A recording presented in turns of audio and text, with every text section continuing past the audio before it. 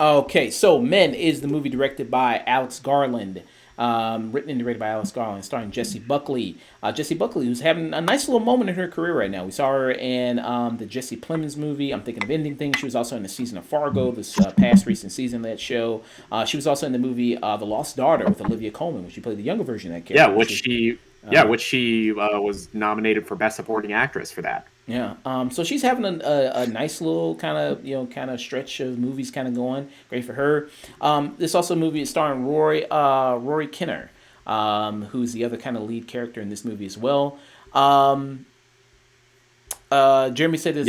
Rory Kinner, who's been in stuff like Peaky Blinders, who's been in black episodes of Black Mirror, in National Address, the one where he had to fuck a pig, and he was also he was also Frankenstein's monster on that Showtime series, Penny Dreadful. Nice. Yeah. Tiger Woods Games. I've been wanting to go see. Man, it looks pretty good.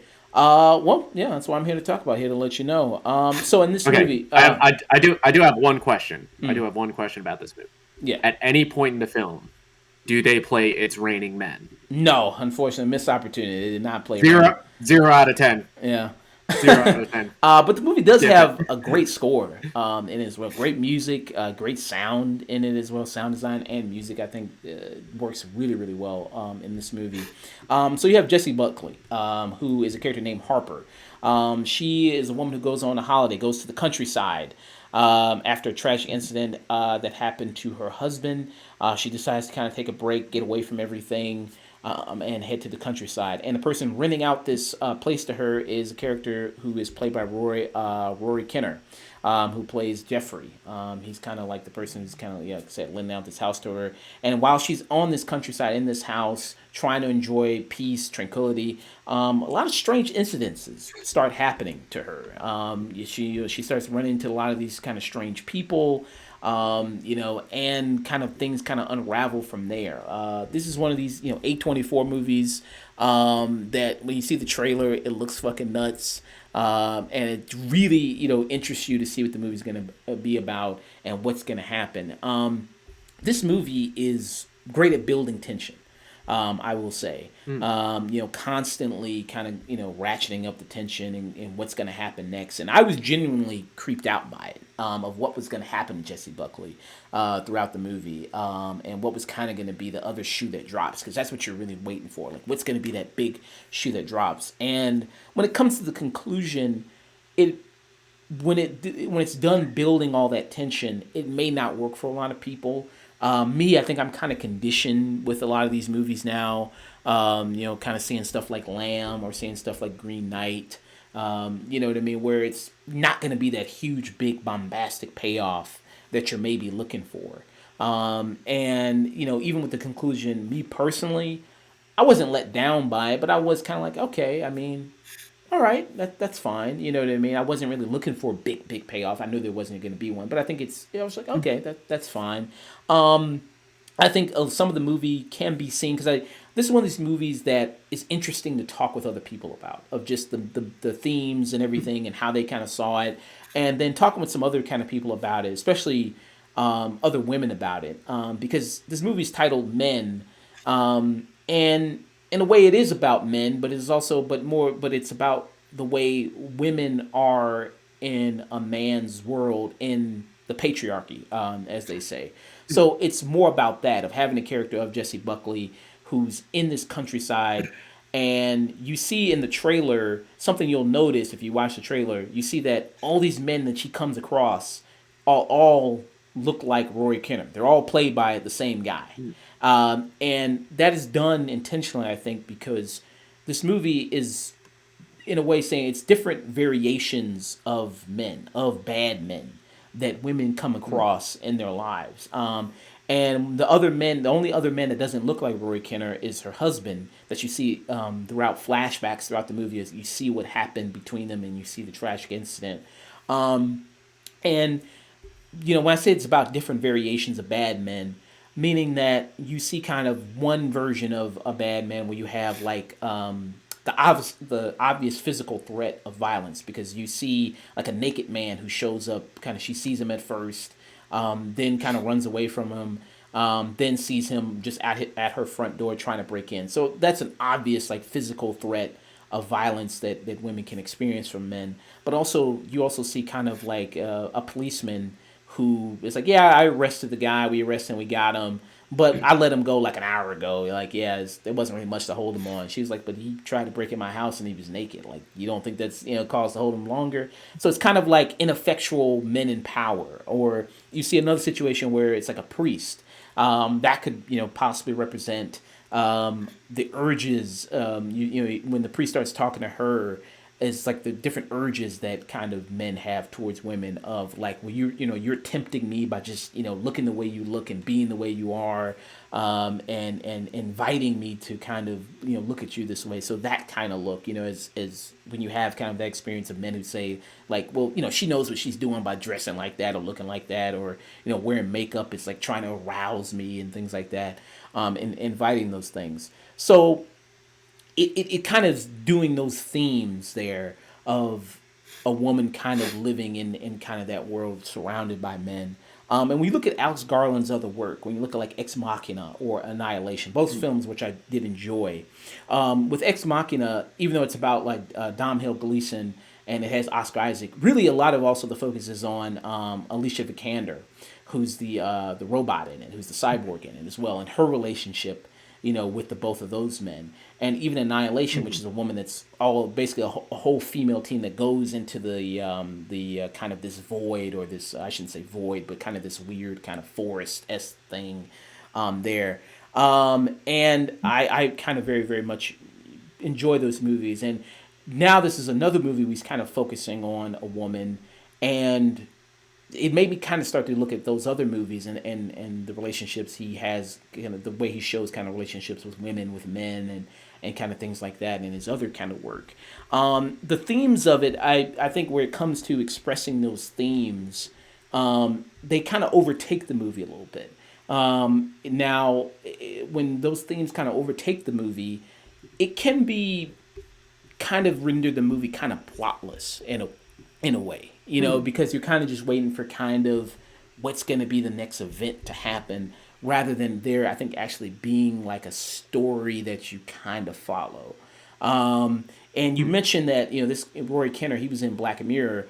What I was thinking of, like, well, if this was like a hour long something episode of Black Mirror, this also would work very well. And instead of maybe being an hour and 40-minute movie, if this was maybe like an hour and 10, Black Mirror episode or something like that, it would also be very, maybe more impactful, maybe more, have more punch to it. Not to say it doesn't work as a movie, but maybe it would have been better a little there.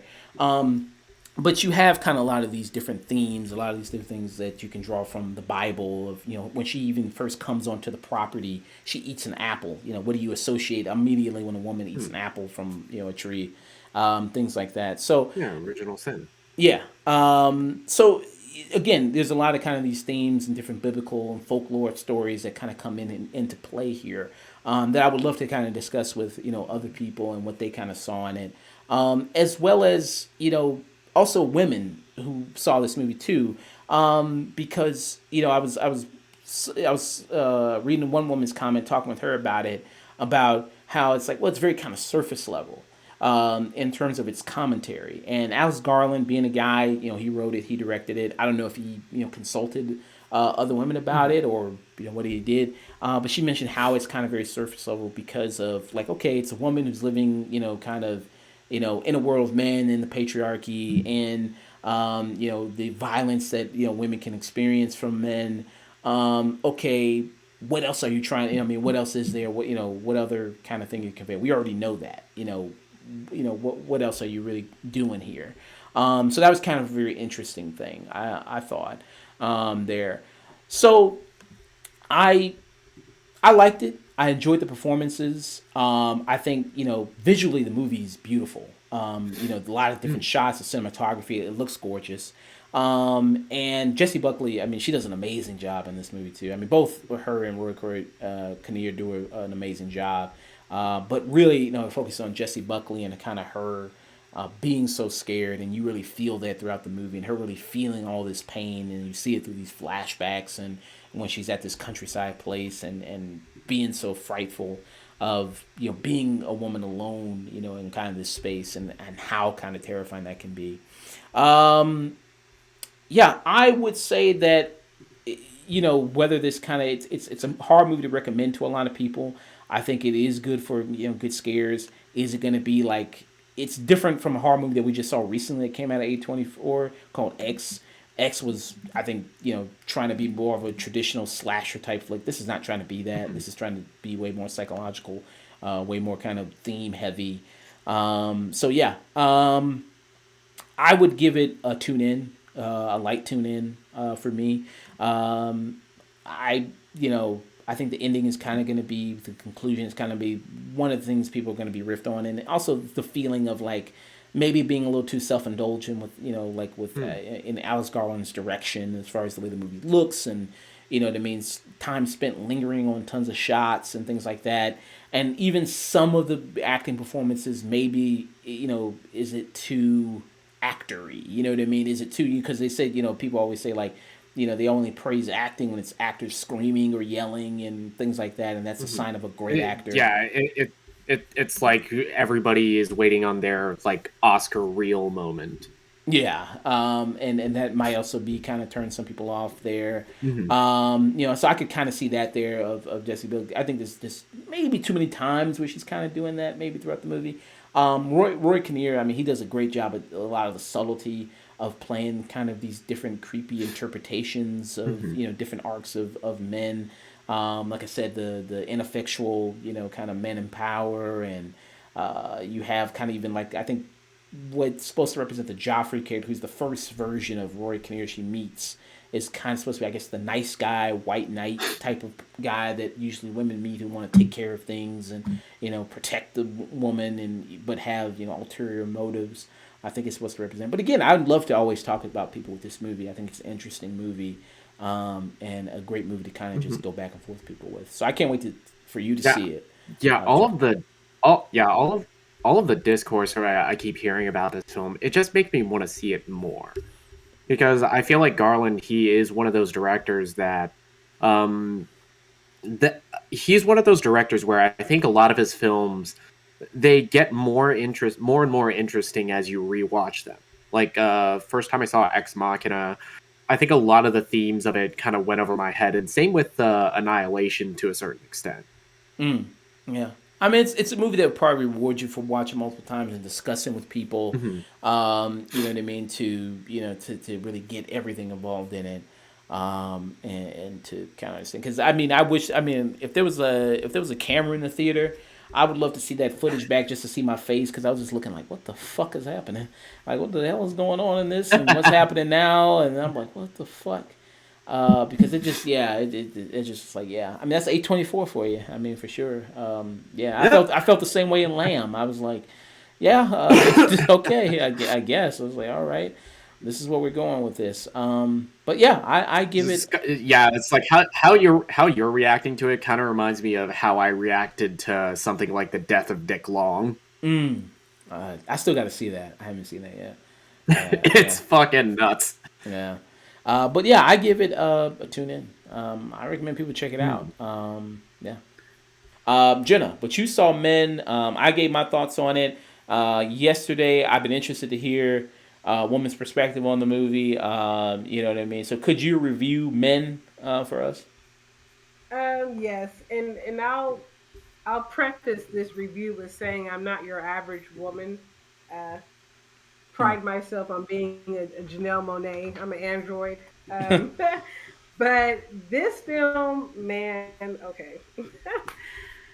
I mean, Annihilation was one of those films where I could appreciate the nuance and kind of like leave the interpretation of the film up to the viewer.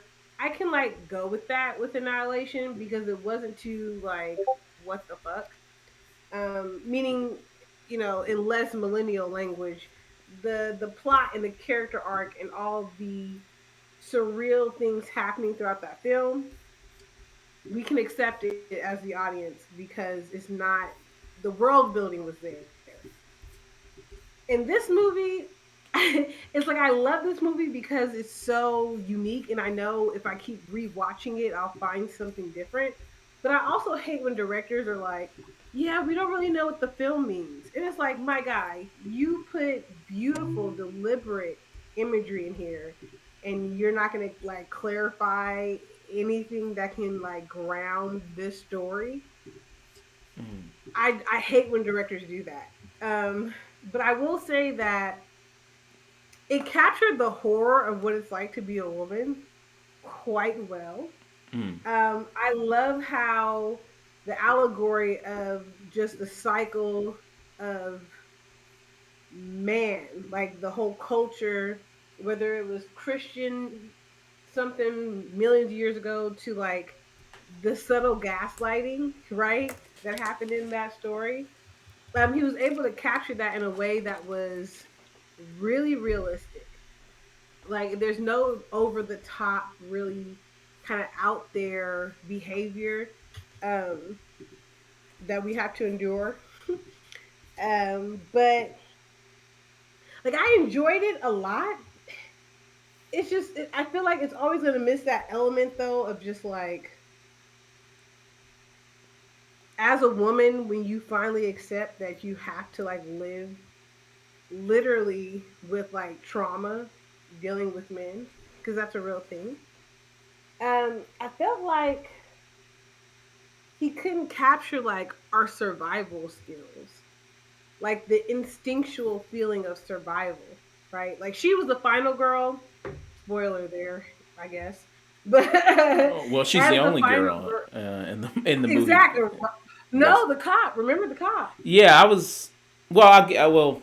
I'll talk to you about it later. But yeah, there Yeah, was one of the. true. But yes, that is. I mean, you kind of get that from the trailer that this is going to be a weird type of like almost Twilight Zone esque type of deal going on. But it's just like for me, her behavior because she's our narrator, right? Um, it just to me it was at the end of the day like when you go through that repeatedly and it becomes kind of like your lived experience, you just you have more of a survival instinct. Like it's interesting that he doesn't shy away from like this being a horror film, but still movies like Alien or Prometheus with those type of like women leads with the same type of allegory because that shit looks phallic as fuck. Like Aliens is all about like masculine, literal toxic masculinity, and women having to survive that and the horror that feels. They still have they're still able to bring out this kind of like primordial survival instinct. So it's interesting he didn't like contrast and really pump that up with her against whatever I guess he was trying to say with that one character. So, but I did enjoy the Cronenberg and the thing. I did enjoy like that send off. Yeah. Because I was watching that and I was like, they must love the same movies, same horror, like that type of horror that I like. And it was that made that movie like. I also like the fact that they didn't do that cop out of everything was happening in her head because Right. that would have been highly unethical. You know Yeah. what I mean? Like to make a film that has such a statement about what it really does feel like to be a woman who has been traumatized by men. Like it's not in your head. You know what I mean? It's Right. not in your head. That movie was nuts. I'm so glad I did not see that movie high. uh, so a reason I've been interested to kind of talk. So I reviewed like I said yesterday, and I also listened to the One of Us .net, which you are a critic on, by the way, One of Us .net. You can go check out her reviews there on One of Us .net. So I was listening to kind of Chris and the rest of the guys talk about the movie, and they were talking about an interview that Alex Garland did and the themes of the film, and it said that when somebody interviewed him about it, he just like he didn't really have any strong indication of what the film was about, and he made it, and he wrote it. And then even because here was I was thinking like the Roy Kinnear, who is the only other man that you see in the movie except for her husband that you see at the beginning of it. That the reason why he was playing, because he plays all these other different variations of the men in this countryside place that she's residing for just this Yeah. vacation, was that it's to symbolize that, how when women say all men are the same, when you have a situation in which all men are the same and they're played by the same guy. But the interview with him, he was just like, I don't know, that just seemed cool to me to have him play all the same person. So there was no meaning behind I that. I mean, was like, right? I think that's what I picked that up early on in this movie. I said, okay, this is going to be a movie where the director is not going to the narrative structure that we're used to when it comes to directors as auteurs, like uh, Quentin Tarantino or M. Night Shyamalan. Like we know they have a distinct style of narration building that makes it easy for the audience to understand like what is going on. This director pulled a Kendrick Lamar, y'all. He does not care about viewer expectation. So this narrative structure is just it's not I guess my irritation is that it's not open to interpretation because the imagery is so specific. And the fact that like I picked up on that when I was watching it, I was like, she hasn't peeped that this is the same person. Like for me, my irritation was as someone who's been unfortunately, traumatized, I'll just leave it there, mm, primarily and only by men. I pick up on things quick. You're hyper vigilant. So for me, it's like I appreciate what he was trying to say, but it still lacked that nuance because it's not written by a woman. Like I'm not saying only women can write that. I actually wish more men who were traumatized by other men, you know what I mean, would like mm, write because it's the same effect. I also don't think it's a commentary on how she sees all men the same, okay. but it's twofold because there is a supernatural element to it. You have to like we have to keep that in mind. So it was fucking with her. It was fucking with her. But that's also commentary on like how every single guy kind of is the same because they're all supported within the system the same.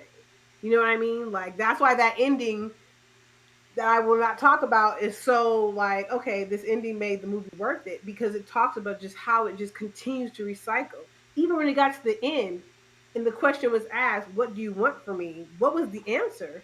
You know what I mean? Like to know that no matter what, that cycle of just wanting to see someone see you destroyed, you know what I mean, in some form or fashion.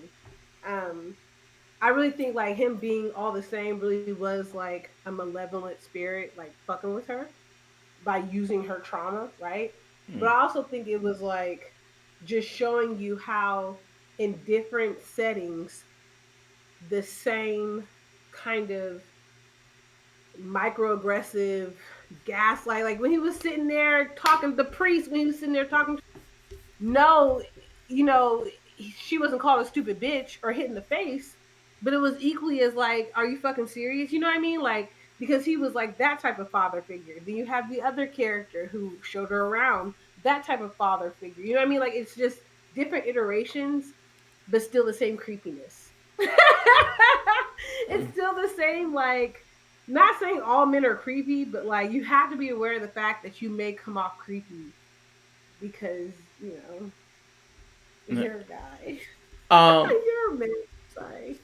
so so I wanted to kind of get you like you said, I didn't bring that up in my review of how she doesn't recognize that it's all the same looking guy, like with the priest and the cop and the people at the bar, and she never picks up that that they all look the same or all look very similar. And then in this place that when because there's a scene where she has a naked man who is again played by Rory Kinnear, who shows up at her place on her yard. And then the two cops come to grab him. She calls the police. One is a female cop, and then one is Roy Kinnear. But again, it's like, okay, so this is really happening. It's not in her head, Yeah. because we have the other person there. So I was just in. If you're expecting like a big explanation as to why, you won't get that in the movie. No, You know not what I at mean? all. Of like why they were all played by the same guy and why she's you won't really get a big explanation to any of that stuff. So do you think like with the different men that are shown in this movie, I said it was showing the different variations of bad men, right? Of like you have the Jeffrey character who's the person that rented out the place to her. Um, I guess that was he supposed to symbolize like the nice guy kind of trope there of the person that was so eager to like help her and show her around and buy her drink. And then you had the cop who was, I guess, the ineffectual men in power. Was that kind of like were there kind of was that kind of what you got picked up from it with these kind of different types of I men that he mean, was playing? so to play devil's advocate, um, I will say like just like the director said, like I think the interpretation says more about the person than what the meaning is in the film. So I feel like it's multi-layered. Like, yes, of course we're gonna see that just because like, and this is why I kind of wish the director would just be a little bit smarter about the discussion around this film because he's picking on a topic that's super layered already. But it's like, yeah, you can literally say it's not saying that like it's a bad person. It's just letting you know that yeah, that person who shows you around who does care about your safety can also be a person who harms you. Yeah, that person who who's a cop, you can say he's bad, but it's like no crime really goes on where they're at, right? Like the woman said, he did go down easy. So it's more so playing on the fact that like again, when your lived experience is mainly people questioning whether your perception is accurate. I think I like how each iteration really just kind of messed with her with like constantly making her question herself. Because that is the horror of being a woman. You constantly question yourself because you have an external reality where they may all look different, play different roles, but in some way, shape, or form, you still keep having these same experiences just in different iterations, right? And then of course, like I said, there's this supernatural element where I really think it was just fucking with her. Mm, You know what I mean? It was literally fucking with her perception. So it was just like, oh yeah, I when I seen that happen, and then it also speaks to you can also pick up the side of like a privileged ass white woman. She don't have to. You feel me? It don't click for her until she's actually in what mortal danger. Like I mm, said, someone like me was already like, bitch, mm, you should have been locked the door. You should have been checked the windows. Like I went to automatic. Where's your gun? Where's your phone? Why didn't you leave the second night? Like, girl, when her friend was like, let me come up there, I've been like, I already sent you the address. mm. You know what I mean? Like, and then bring three other people. In fact, bring a man. You feel me? Like, go sacrifice his ass when they come back so he can run out there and play hero. Cause bitch, I'm not dying. Like, Right. but that's the type of like that's because though whether you're poor, person of color, right, queer or anything where your literal existence is often threatened, like I said, you're hyper vigilant, you're looking for ways to survive. She wasn't even conscious of that because she was so a white woman, and B, she was wrapped over her fucking trauma. Mm, You know what I mean? Like she wasn't even a reliable narrator if we're gonna be real. mm, um because she just was like she went through so much, which is interesting that I'm saying that because it's like, so what are we saying about people who've been through traumatic things? Are they not a reliable narrator for their own story? You know what I mean? Like, and that's why I love this film because it really puts interesting questions that are uncomfortable to ask, but legit are legit questions that should be asked. But yeah, I don't know. I think this film has many interpretations rolled into one, which is why he's like kind of like whatever you take from it is what it actually means. It's just a reflection of, how you interpret this imagery. It's very I forgot like the editing, the original like how editing began, but he's kind of taking that theory of like our association, what we associate when we see images. He's taking that route. But mm. I don't know. I don't know, man. This movie was fucking trippy. Uh-huh. And so one of my kind of complaints about the movie was that maybe the themes kind of override the film and it's not really telling a plot per se, or it's not really telling a story per se, and it's kind of aimless. Do you ever feel like that in the movie, that it's kind of aimless, or no? I Okay. think it's aimless because the one thing I will give him credit for doing, which I haven't seen, a male director do well. I've only seen women directors do this well. Is he this is very much capturing the feeling, right? It's not this is a film that is going to require some intuition, because the whole time in the movie I kept squirming in my seat. I felt highly uncomfortable watching this film. Right. Like, I didn't want to be there. I didn't want to be touched.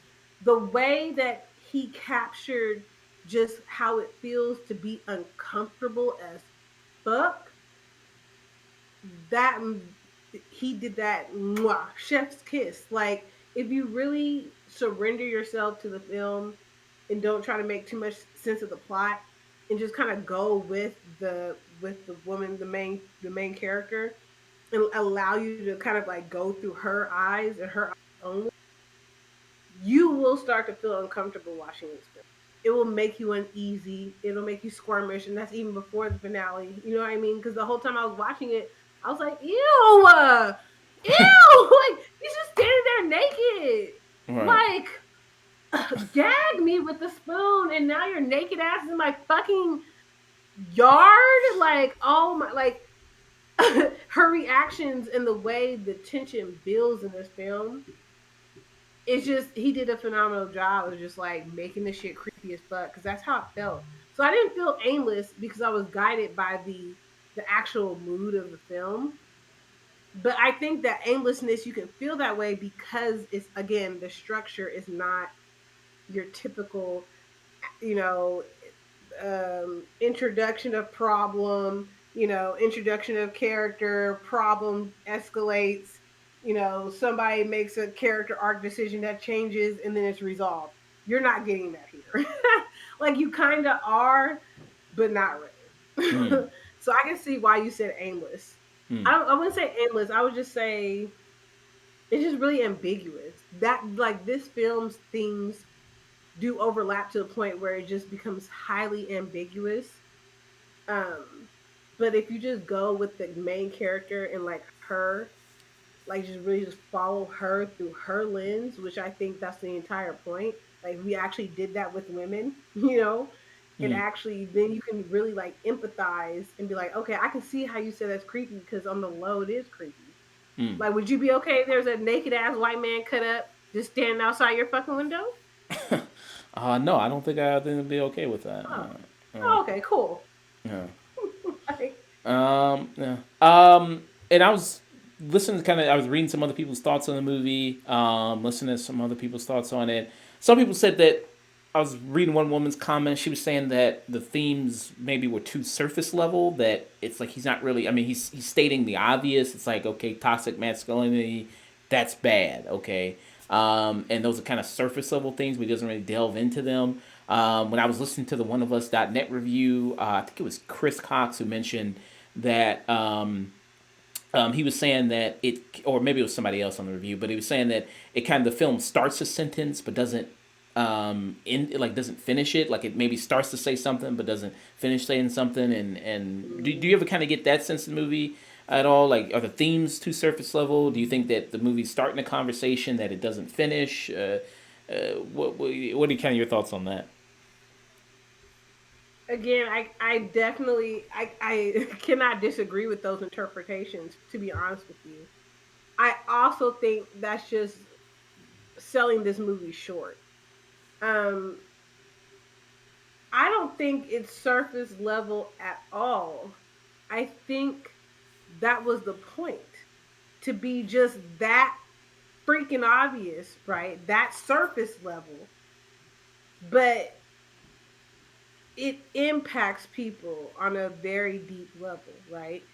And to me, it's this film is very character driven. It's not plot driven. So if you take it from a plot driven like view, then yeah, this does seem shallow. Everything seems very on the nose. But if you take it from the character's point of view, um, she was dealing with somebody where it was already implied that this wasn't the first time they've been on this issue with this person. The character also gives out key information as to, the fact that this person doesn't even really know what happened, right?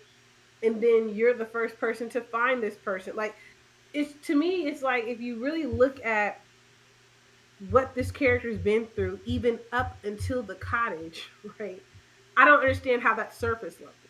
You know what I mean? Like, uh, I just don't get that because there's enough backstory to where it builds enough about this character as to when things start picking up and ramping up, it's like, all right, I really can't, I don't know if I can really trust your perception because I've witnessed how you perceived this situation and how it's affecting you. Because remember, it's all memory again, too. So it's like, as she's going through all these issues and we're seeing all these weird ass, Roy, he's playing the same person all the time, and she's over. It's just the whole film is less about the themes and everything to do about what it feels like to question your reality, what it feels like to be questioned, to go through something that traumatic, to hold on to shame, to hold on to guilt, right? And then actually have a malevolent spirit feed on that, morph that, and then literally create that outside of yourself to the point where her arc at the end is pretty big. That's what I'm like. You know what I mean? This the sentence doesn't end because healing from trauma doesn't end. It just, you know what I mean? Like, had she what did you want her to do? You know what I mean? Like, the whole point was once you're infected with that type of trauma, or not even trauma. I'm gonna stop using that word because it gets overused in a lot. But once you go through something like that, it completely changes you as a person. It infects you, right? I think you know what I'm talking about. I don't want to talk too much about the movie's imagery, but it does affect you. You do, and so once it goes in, there's nothing you can do to like get away from that. Like, you're fundamentally changed. So for me, it's like you want to end to a sentence, but like I said, there's no end to healing. We already saw the end. Like, when I saw the end, and homegirl, you feel me? I was like, oh, get out. The best friend came to save the day, and the person, you know what I mean? Like, Mm. cool. So, and then I actually had a different interpretation too, because I was like, wouldn't it be scary if it was on possession? Like, that was the original character that we met in the beginning. That also crossed my mind, by the way. But to me, I felt like the movie wrapped up enough, and if you just didn't catch how it actually wrapped up, no shade. Um, you don't really, you probably should do some like empathy work with your female friend. Uh, No shade. I'm not trying to say whoever made that comment was like, but for real, like, it actually did finish the sentence quite clearly. So and when you mentioned that, maybe if he consulted a female writer about this film, maybe it would have been stronger in some of its themes and the places. What are the examples you have? Do you have any examples of men who've written and directed movies that have had great kind of strong female themes in them? Okay. um it's interesting you said that because he did, like, he I think I heard that he did ask her, like the main actress, like Jesse her Buckley. opinion on it. Yeah, I think she had something to do with it. So I mean, for me, it's not that it would have been written stronger. It's just that this is a horror film. So for me, if you're gonna play with horror tropes and you're gonna play with this as your subject, which is perfectly fine, you still have to, there, that survival instinct is also innate. So to me, it was just like the sorry, that's my dog. Hi. Sorry. The character arc that they go through, um, I just feel like that survival instinct is really, I think a woman just writes it better. Like, The Descent is a great uh, example of a woman directing it, but capturing kind of like that. that instinct when you're put in a position, right? Mm. You just want to survive, like that survival, and you know what I mean. We always hear about it in media and all that and political theory, but it's real. You do get stuck in a survival mode. This character did do that. I just felt like she just was. This was very naive, just very naive, and it just irritated me because it was like literally watching a deer in headlights. Which it was an interesting choice uh, for your main character. Um, but I don't know. I didn't really. I think another example would probably be funny enough Annihilation. I think he did a really good job. I think he did a better job that. Um, and another movie that isn't horror, but Million Dollar Baby. Mm. Okay.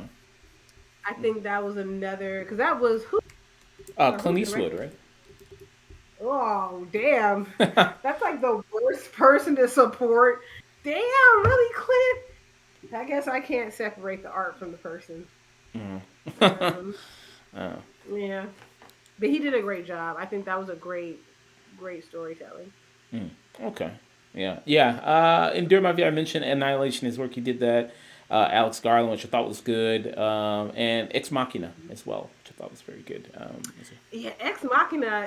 That was another film, which is interesting because Ex Machina was just like obtuse enough. But I was like, you could have gave me that level. You know what I mean? Like, I think if this film would have did better if it was just a little bit more cohesive, um, in its like plot. Hmm. But you know, Yeah. who am I? I'm still trying to make a film. So Yeah. Did you love the performances? absolutely, Mm. absolutely, the acting in here is what Rory is that his name? Rory? Yeah. Rory Kinnear. Yeah, Rory Kinnear. I've seen him in other things. Great job. CGI got on my nerves a couple. Yeah, I mean, well, it's not a big budget movie or anything like that. I mean, there's a scene where you see in the trailer where his face is on a little boy. Yeah, That that's what looks I was gonna rough, say. Yeah, it but does. and there's some scenes at the climax, which was mostly done practical, but there's like a couple times where the CGI on that doesn't look the best. But I'm not criticizing that. It's not like a huge budget movie or anything like that. Or It's not, but he did a good job of each character had its own life, its own just personality. Even though they all look the same, I still felt like I was looking at a different person. He did a really good job. yeah. All right. Any final rating for it? Um, give a shout out to one of us.net. My rating. I would give this. I would actually give this 7 out of 10 echoes. Echoes. Okay. Yeah, I thought that was pretty cool. All right. You know what I'm referencing? Yeah. And then she takes that little walk. Yeah. Uh, Yeah, I thought it was so pretty, and they got ruined. yeah. Yeah. The visuals in this movie are really nice. The visuals, cinematography, I think, are really gorgeous. The shots are really beautiful too. In this, Absolutely. in this. All right. So that was Men.